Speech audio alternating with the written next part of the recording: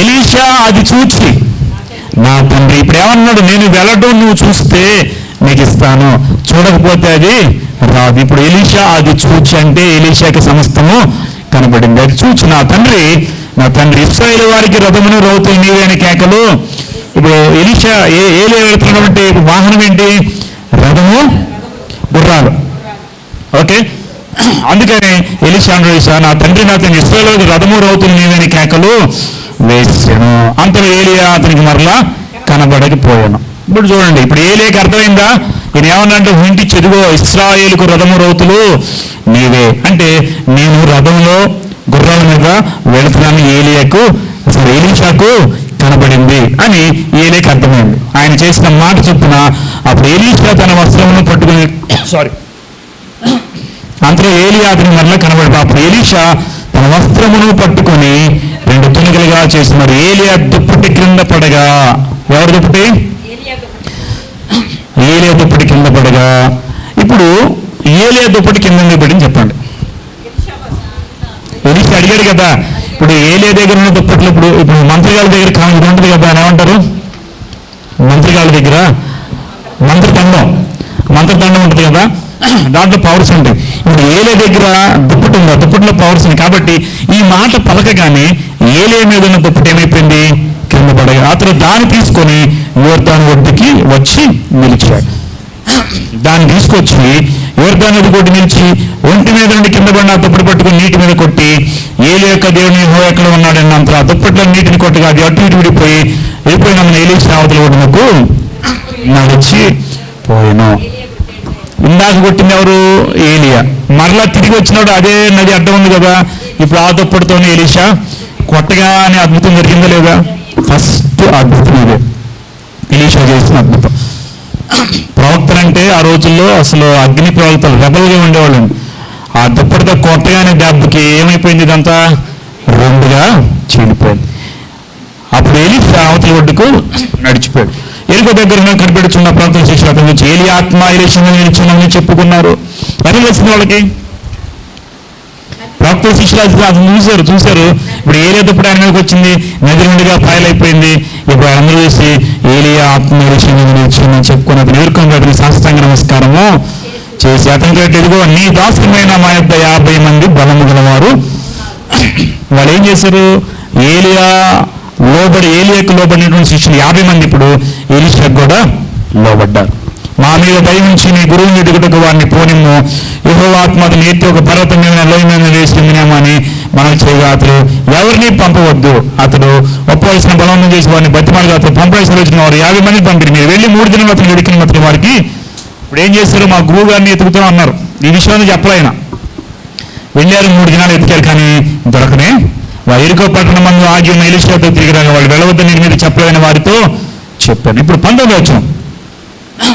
అంతటా పట్టణపు వారు ఈ పట్టణంలో ఉన్న చోటు రమ్యమైన అయిన వాడిని కనబడుతున్నది, కానీ నీళ్లు మంచివి కావు, అందుచేత భూమి నిస్సారమైనదని ఎలీషాతో అనగా అతను కొత్త పాత్రలు ఇప్పుడు వేసిన అదే తీసుకుని వారితో చెప్పిన వారు దాన్ని తీసుకుని రాగా అతను ఆ నీటి వీటి వద్దకు పోయి అందులో ఉప్పు వేసి యెహోవా సెలవిచ్చినదేమనగా ఈ నీటి నేను బాగు చేస్తున్నాను కనుక దీనివల్ల మరణము కలగకపోవడం భూమి నిస్సారంగా ఉండదని చెప్పింది. కాబట్టి నీటి వరకు గెలిచి చెప్పిన మాట చెప్పి ఆ నీరు మంచిదై ఉన్నది. ఇప్పుడు చూడండి, అక్కడ భూమి నిస్సారంగా ఉంది కానీ వాటర్ సరిగదు అని ఆయనకి తెలియజేశారు. అప్పుడు ఆయన ఏం చేస్తాడు? ఉప్పు వేసి ప్రార్థన చేసి ఇక నుండి ఈ భూమి నిస్సారంగా ఉండదు, కాబట్టి నీటి మధురంగా ఉంటాయని చెప్తే నీళ్ళన్నీ కూడా చాలా స్వీట్గా మనసు. యెరూషలేము వెళ్ళిన ప్రతి ఒక్కరూ యోర్దానికి వెళ్ళినప్పుడు యోర్దాన్ దగ్గర ఉన్నారు కదా వీళ్ళు, యోర్దాన్లో నీటి ఓట ఒకటి వస్తుంది, మిస్పా వద్ద. ఆ నీటి ఓట ఇప్పటికి కూడా చేతికి ఉన్న నీళ్లు మధురంగా వస్తూనే ఉంటాయి. ఇప్పటికీ ఉందండి నీటి ఓట, ఎలీషా నీటి. ఎరుకో కూడా ప్రపంచంలో పురాతనమైన పట్టణం ఏదంటే యోర్దాన్లో ఉన్న ఎరుకో పట్టణం. ఆ ఎరుకో పట్టణంలో అద్భుతం చేశాడు ఎలీషా. ఇప్పటికీ కూడా నీటి ఓట ఉబ్బుతూ ఎక్కడ వస్తే తెలియదు, నీళ్ళు చాలా మధురంగా ఉంటాయి నీళ్ళు. ఇప్పటికీ ఉండదు, నేను చూసాను అవన్నీ కూడా. కాబట్టి గుర్తుపెట్టి ఎలీషా చేసిన రెండో అద్భుతం ఏంటి?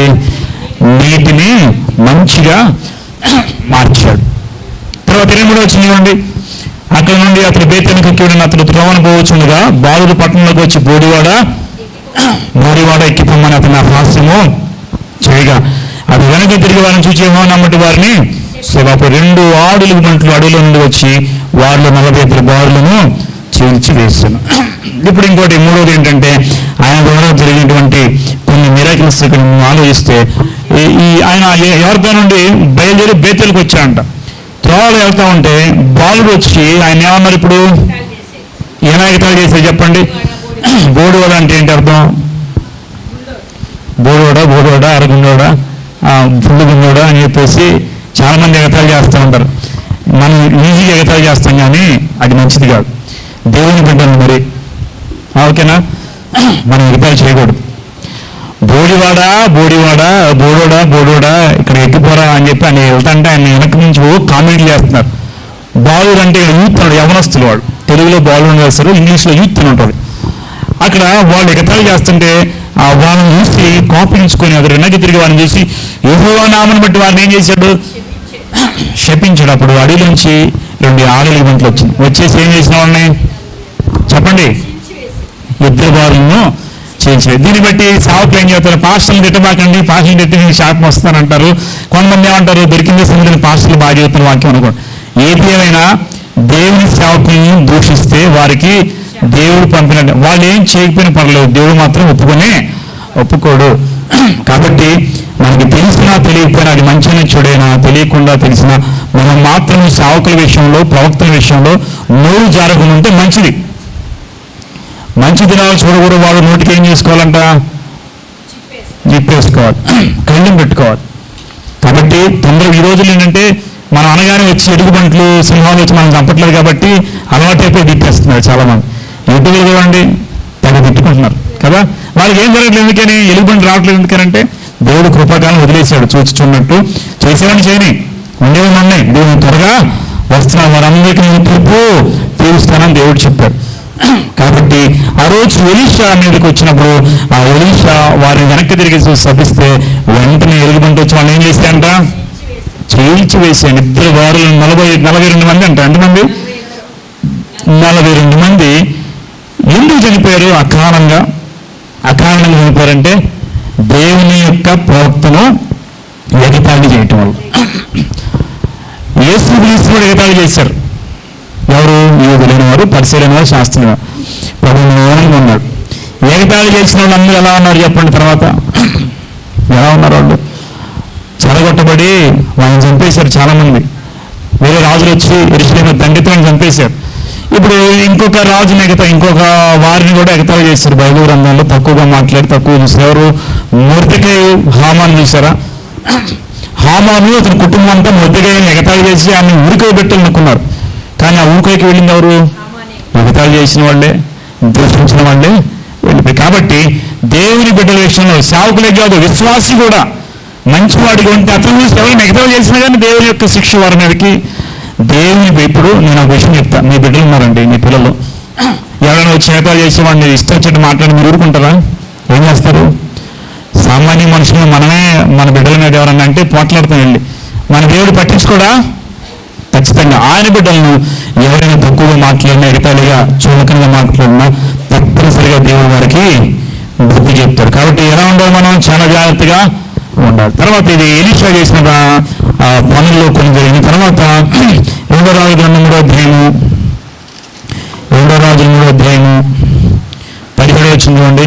2వ రాజులు 3:17 లోయలో చాలా గోతులు తొలగించి యెహోవా సెలవిచ్చిన గాలి కానీ వర్షమే కానీ రాకపోయినా మీరు ఈ మందులను దృష్టిలోకి కాబట్టి ఈ లోయలు నిండుము. లోయలు తొలగించండి. లోయలు తొలిగి గాలి వర్షం లేకుండా లోయలు నీటితో నిండిపడతాయి. ఇది ఒక అద్భుతం. ఎలీషా చెప్పాడంట, ఇది యెహోవా దృష్టికి అల్పమే. యెహోవా చెప్పాడు కాబట్టి ఆ లోయల నుండి ఏమి నింపబడ్డాయి అంట?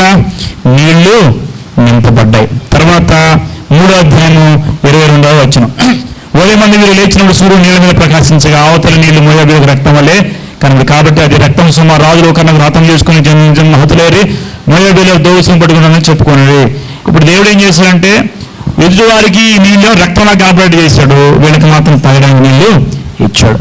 ఇదంతా ఒక అద్భుతం. తర్వాత 4వ అధ్యాయము 4వ వచనం చూడండి. 2వ గ్రంథం 4వ అధ్యాయము 4వ వచనం.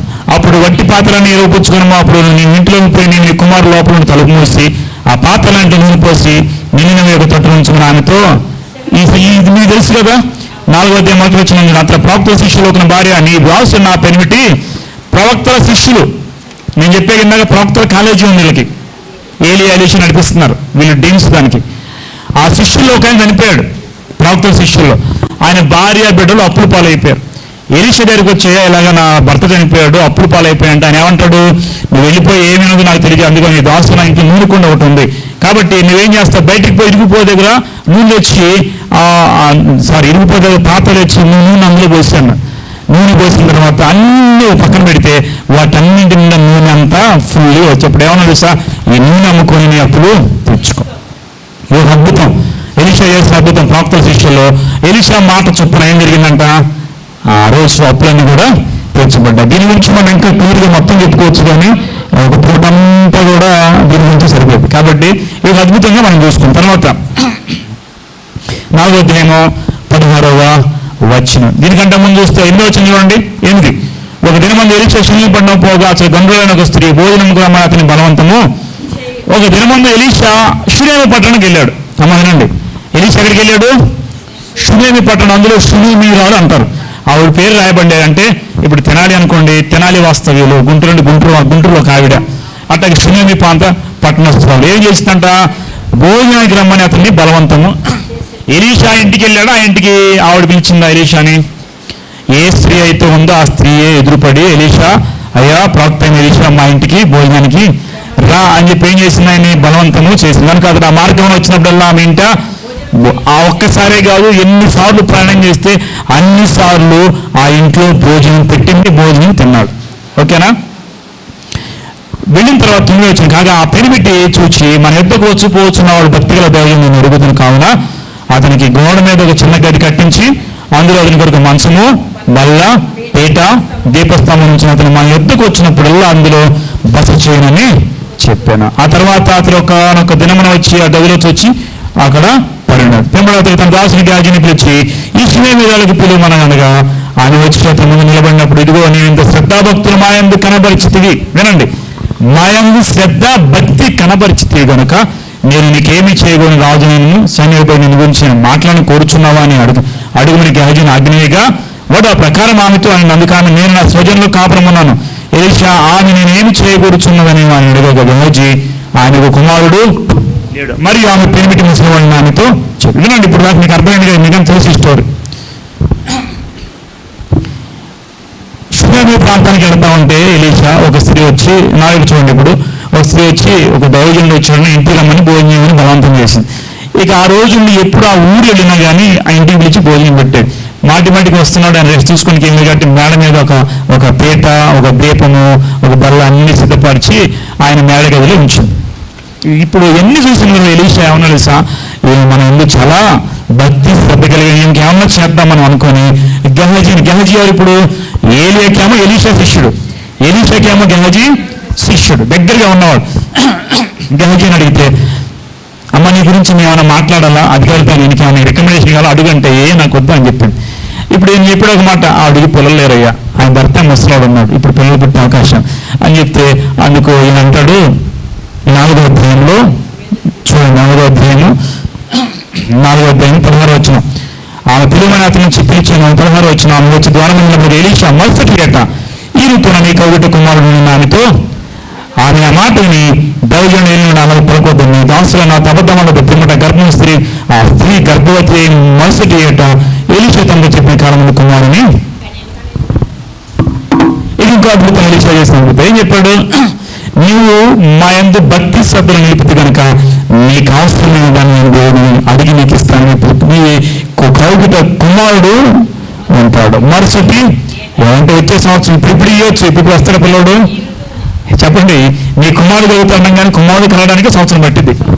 కాబట్టి మరుసటి ఏట. అబ్రహాం గారికి దూతలు చూడని చెప్పారు, మరుసటి ఏట అని చెప్పారు. అంటే కుమారుడు పుట్టడానికి కాలం 9 నెలలు కాబట్టి మరుసటి ఏట. ఇక్కడ కూడా అదే చెప్పారు. ఇప్పుడు చెప్పండి, దేవుని యొక్క సేవకుని పిలిచి ఏం చెప్పింది, ఏం పెట్టింది ఆవిడ, భోజనం పెట్టింది. ఈ రోజుల్లో సేవకులు వస్తే అబ్బాయి ఎందుకు వచ్చారు బాబు, సేవకులు ఇంటికి వస్తే మీరు పిలవటం ఏం కాదు, వాళ్ళు వస్తే ఎందుకు వచ్చారు బాబు, డబ్బులు ఇవ్వాలా, అన్నం పెట్టాలా, ఏదో పెట్టాలా అని అనుకుని లేరంటారా. చెప్పండి, చాలా మంది వారి ఇంట్లో ఏ ప్రాముఖ్యమైన చేసుకున్న సేవకులు పంపిస్తూ ఉంటారు, సేవకుని గణపరుస్తూ ఉంటారు. అది చాలా మంచిది.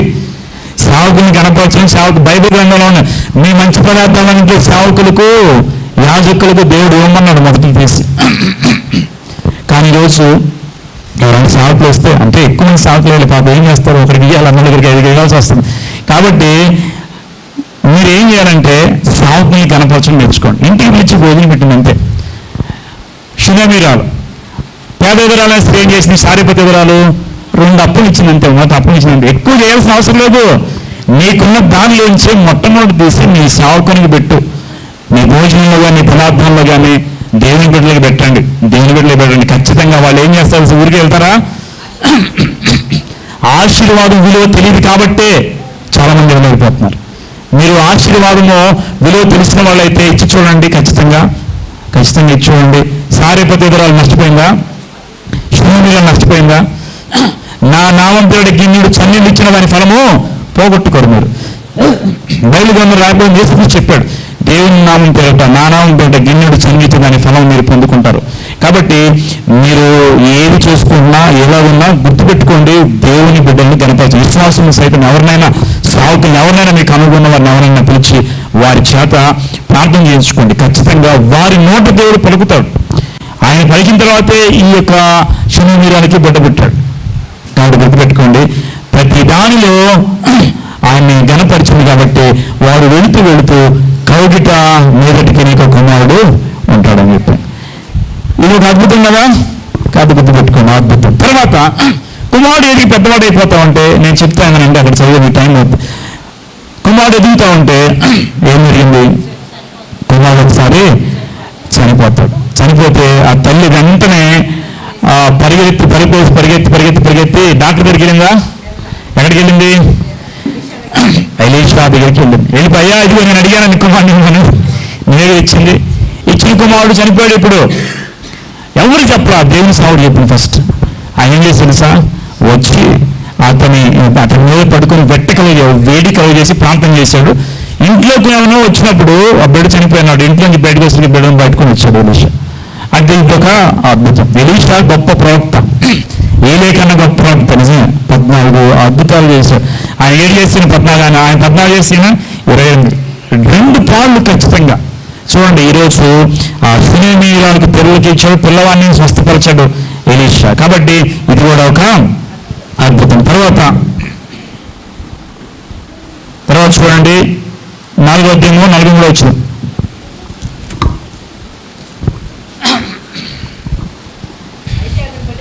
ఒక్క నిమిషం అమ్మా, 40వ వచనం చూడండి.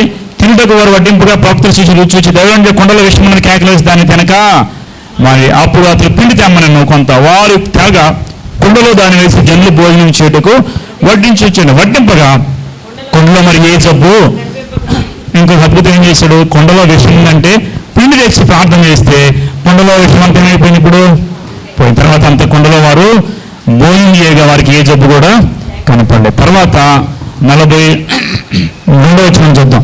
మరి ఒకడు బయలుదేరి నుండి మొదటి పంట బాపతి ఎవరి పండు చెప్పిన 20 రొట్టెలు కొత్త గోధుమలను కొన్ని పండ్లను తీసుకుని వచ్చి దైవజనుడు అతనికి కానుక ఇగా అతడు. ఇప్పుడు చూడండి, వీళ్ళు ఏం చేశారు, దైవజనుడికి కానుక తెచ్చారు. ఏం తెచ్చారంట, మొదటి పంట బాపతి అంటే తాలూకా, మొదటి పంట బాపతి ఎవరి పిండితో చెప్పిన 20 రొట్టెలు కొత్త గోధుమలను కొన్ని పండ్లను తీసుకుని వచ్చి దైవజనుడు అతనికి కానుక ఇక అతడు జనులు భోజనం చేయడాన్ని వడ్డించుడు. అయితే అతని పనివాడు 100 మంది వడ్డించుటకు ఎంతో అని చెప్పగా అతడు వారు తినగా మిగిలిన యెహోవా సెలవు ఇచ్చినాడు కనుక జనులు భోజనం చేయనట్టు వడ్డించిన వారు మరలా ఆజ్ఞ ఇచ్చిన. పనివాడు వారికి వడ్డింపుగా యెహోవా సెలవు ఇచ్చినది వాడు తిన్న తర్వాత 20 రొట్టెలు 100 మంది తింటారా అమ్మ చెప్పండి. 5 రొట్టెలను చాలు 5,000 మందికి కొత్త నిబంధనలు జరిగింది. పాత నిబంధనలు జరిగింది ఎప్పుడైనట్లుగా ఫస్ట్ మిరకిల్ 20 మందికి 20 రొట్టెలు చేస్తే 100 మంది ఉన్నారు ప్రవక్త శిష్యులు. అక్కడ ఇంకా ఎక్కువ మంది పెరిగిపోయారు. వీళ్ళందరూ వడ్డించమని చెప్పాడు ఎలీషా. చేస్తే ఎలీషా ఒకటి తిన్నాడా, ఒకటి సరిపోయే సంగతి. కానీ జనులుగా వడ్డించమంటే ఆ శిష్యులు అంటే అయ్యా 20 రొట్టెలు 100 మంది సరిపోతాయి అంటే దేవుడు సరిపెడతాడు, వడ్డించుకున్నాడు. వడ్డించాడు, వాళ్ళు తినంగా ఇంకేమైందంట మిగిలిపోయి. ఇది అద్భుతం. అంటే నేను చెప్తానండి, 20 రొట్టెలు 100 మందికి పెట్టడం చాలా కష్టం. కానీ దైవజనుడని ఎలీషా చెప్పిన తర్వాత ఆయన మాట చొప్పున చెప్పాడు కాబట్టి అద్భుతం అనేది జరిగింది. ఓకే, తర్వాత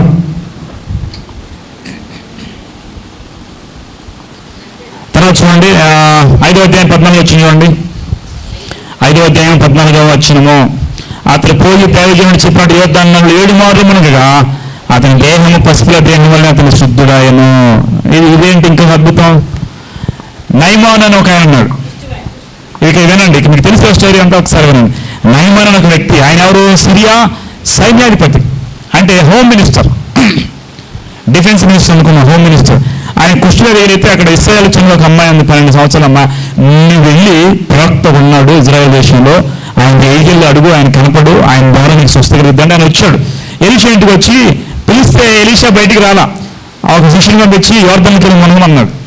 అప్పుడు ఈ రాజు దగ్గర ఉండే సైన్య కోపం, నేను ఏంటి ఒక మినిస్టర్ని ఇంటికి వస్తే నాకు తెలిసి ఏళ్ళు కూడా ఒక చిన్న పూరిళ్ళు ఏం లేదు, ఇంటికి వస్తే నన్ను చూడటానికి కూడా బయటికి రాలేదు, ఇంత అహంకారమా అని చెప్పేసి కోపగించుకుంటాడు.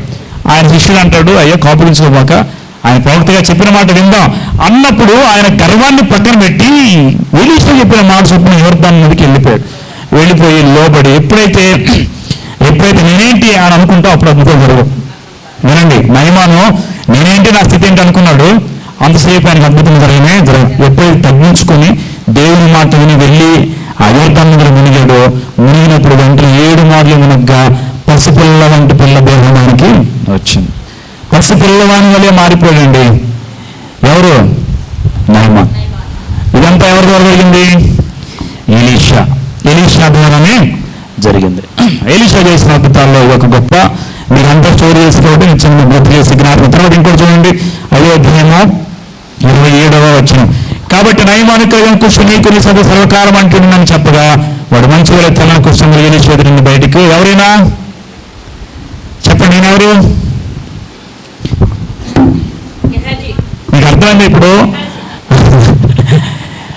ఏలియా శిష్యుడు ఎవరు? ఎలీషా శిష్యుడు ఎవరు? ఏలియా కన్నా ఇంకా 4 రెట్లు సంపాదించుకోవాల్సిన గెహజీ ఏం చేశాడు సార్? ఈ స్టోరీ చెప్పి నేను చేస్తాను. ఏం చేశాడంటే, ఈయన వచ్చి స్వస్థపరిచాడు కదా, వస్తా బంగారము వెండి చాలా భూములు సంపాదించిన కానుకలను తెచ్చేసి ఎలీషా దగ్గర వచ్చాయా నాకు స్వస్థపడింది ఇగో కాబట్టి కానుకలు తీసుకుంటే ఎలీషా నాకు అవసరం తీసుకెళ్ళిపోన్నాడు. నిజంగా ఇలాంటి ప్రాక్తులు ఈ రోజుల్లో దొరుకుతారా? ఇప్పుడు నేనే ఉన్నాను, నేను ప్రార్థన చేశాను, స్వస్థపడిందయ్యా, నీ కానుకిస్తే ప్రత్యేకంగా కనుక 1,00,000 తీసుకుని అమ్మా దేవుడు 1,00,000 ఇచ్చాడని మనం గొప్ప చెప్పుకుంటాం కానీ ఒప్పుకుంటావా ఈ రోజుల్లో? అంటే ఇప్పుడున్న స్థితి ఇది, అప్పుడున్న స్థితి వదిలేయండి, కాదనట్లేదు. అయితే ఎలీషా అన్నది సార్ నీ కానుక నాకు అవసరం తీసుకెళ్ళిపో అంటే ఇచ్చేదాని మీద ఆశ కూడా ఆయనకి, అంటే పైన దాన్ని మాత్రమే ఎదికేది, లోకంలో వారిని మనస్సాన్ని పెట్టుకోలేదు. గొప్ప ప్రవక్త. నాకు తెలిసి ఈరోజు సేవకులైన వారు ప్రవక్తలు ఇలా ఉంటే చాలా మంచిది, కానీ వారు బ్రతకడానికి వారికి కావాలి కాబట్టి వారి అత్యాశ పడకుండా, అత్యాశ లేకుండా నమ్మకం ఉంటే చాలు. ఎలీషా మాట చెప్పగానే పక్కనే ఉన్నాడు గెహజీ, అనుకుంటున్నాడు అబ్బబ్బా తీసుకుంటే నాకు కూడా కొంచెం వస్తుంది కదా. అవునండి, గెహజీ మనసు ఏంటంటే అవి తీసుకుంటే నాకు కూడా కొంచెం ఉపయోగపడతాయి కదా. మనసులో తొందర ఎట్లా తెచ్చుకోవాలి చెప్పి ఎంత ఒక్కబెట్టుకున్నాడు. వాడు బయటికి వెళ్ళిపోయి కాస్త దూరం వెళ్ళిపోయిన తర్వాత పరిగెత్తుకుంటూ వెళ్ళి ఈయనకేం చెప్పాడు ఎలీషాకి, అయ్యా ఇప్పుడే వస్తానని కొంచెం తేడా ఉంది, ఇప్పుడే వస్తానని చెప్పి బయటికి వెళ్ళిపోయాడు. ఎలీషా అక్కడే ఉన్నాడు. ఏం చేసి గెహజీ దూరం పడిపోయి ఆగండి అని చెప్పి ఆపేవాళ్ళు. ఏంటి అంటే నన్ను పంపించాడు ఎలీషా, వాటిలో కొంత తెమ్మన్నాడు, నాకు చెప్పాడంటే సరే అని చెప్పేసి వాళ్ళు ఇచ్చి పంపుతారు. అవి తీసుకొని డైరెక్ట్ ఇక్కడ రాజు ఇంటికి వెళ్ళి ఇంట్లో దాచుకొని మళ్ళీ ఏం తెలియనట్టు వచ్చి ఎలీషా దగ్గర నిలబడ్డాడు. నీకు అర్థమవుతుంది కదా. నిలబడితే ఇప్పుడు ఏలియానే గొప్ప ప్రవక్త, ఏలియాని మించినవాడు ఎలీషా, మనసులో చెప్పేయగలడు. ఎలీషా అంటాడు, ఏంటి నేను చేసిన పని, నేనేం చేసినయ్యా?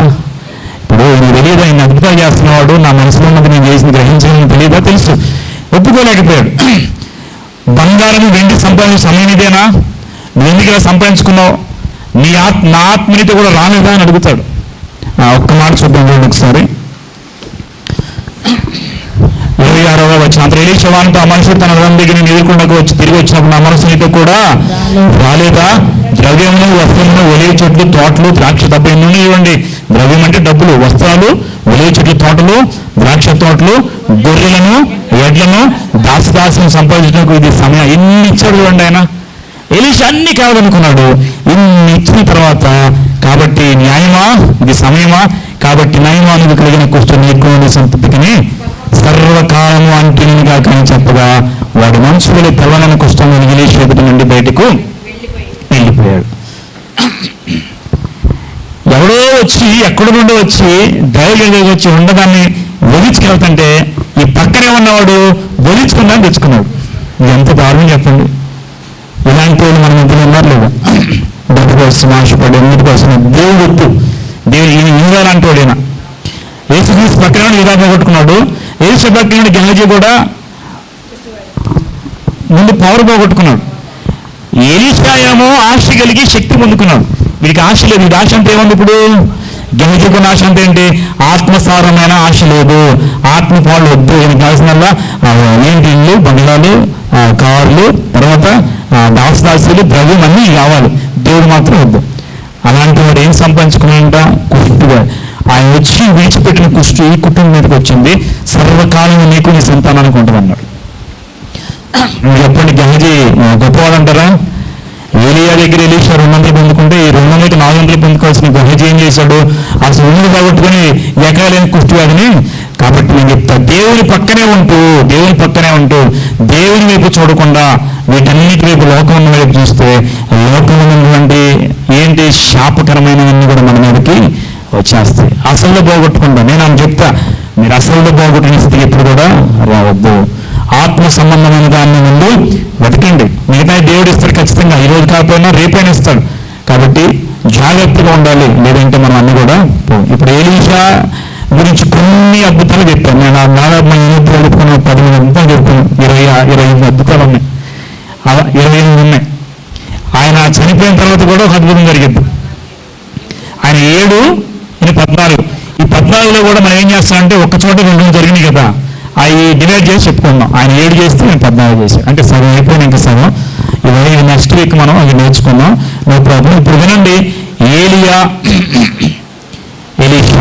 ఎలీషా ప్రవక్త, ఏలియా తర్వాత వెంటనే ఉన్నటువంటి ప్రవక్త. సిరియా రాజు ఆ నయమానుకు ముందు వచ్చిన తర్వాత నయమాను దగ్గర నుండి కుష్ఠవ్యాధి తెచ్చుకున్నవాడైన గెహజీ. కాబట్టి ఎలీషా నుంచి ఏం నేర్చుకోవాలి? ఒక్క మాట చెప్పండి, మనం ముగించుకున్నాం. ఎలీషా నుండి ఏం నేర్చుకోవాలి? ఎలీషా ఎలాంటి వాడు? ధనవంతుడే, కానీ ధనం మీద ఆశ లేదు. అన్ని విడిచిపెట్టి దేవుడు పిలవగానే అన్ని పక్కన పెట్టేసి తల్లిదండ్రులకి బాధ్యతగా ఆయన పనులను నెరవేర్చి తల్లిదండ్రుల దగ్గరికి వచ్చి ఒక విందు చేయించి మళ్ళా ఏలియా దగ్గరికి వచ్చి ఏలియాని అంటిపెట్టుకున్నాడు. దేవుని సాకులతో అంటిపెట్టుంటే మీకే ఆశీర్వాదం. దేవుని యొక్క బిడ్డలతో అంటిపెట్టుకుంటే దేవుని బిడ్డలతో సహవాసం చేయండి. లోకంలో మీరు మీ సహవాసం, మీ ఫ్రెండ్షిప్ ఎవరితో సహవాసించుకోండి, దేవుని బిడ్డలతో చేయండి, అది మీకు ఆశీర్వాదకరం. అవును కదా? అబ్రహాము లోతు అబ్రహాంకి అంటిపెట్టుకున్నాడు. కాబట్టి లోతు రక్షించబడడానికి కారణం ఎవరు? అబ్రహాం. మన బయట లాక్కొచ్చాడు లేదా? దానియేలుతో అంటిపెట్టుకున్న 3 స్నేహితులు, దానియేలుతో ఉన్న శండ్రక్ మెషక్ అబేద్నెగో, వాళ్ళ అగ్ని తప్పించబడ్డారు లేదా? కాబట్టి ఆత్మీయులతో సహవాసం చేస్తే మీరు కూడా తప్పించబడతారు. ఇప్పుడు ఎలీషా ఏం చేశాడు? అన్ని విడిచిపెట్టుకొని దేవుని కోసం వచ్చి 12 సంవత్సరాలు దాసిగా పనిచేసి ఆశ కలిగి దేవుని రుణంతల ఆశీర్వాదాన్ని పొందుకోండి. ఇప్పుడు మీరేం చేయాలి? వాక్యం ఉన్న వాళ్ళంటే ఎలీషా వంటి మనసు కలిగి ఉండి ఆశీర్వించబడతారు. ధనం సంపాదించండి, ఆశ పెట్టుకోవద్దు. ధనం కావాలి, బతకని సంపాదించుకోండి, కానీ దాని మీద ఆశ పెట్టుకొని దేవుని పక్కన నెట్టొద్దు. గెహజీ వలె మాత్రమే మారవద్దు. ఖచ్చితంగా దేవుని చూడండి, దేవుని ఆశ్రయించి ఫలింపజేసి ఎలీషా వంటి ఆత్మ మనకి దయచేయను గాక. చిన్న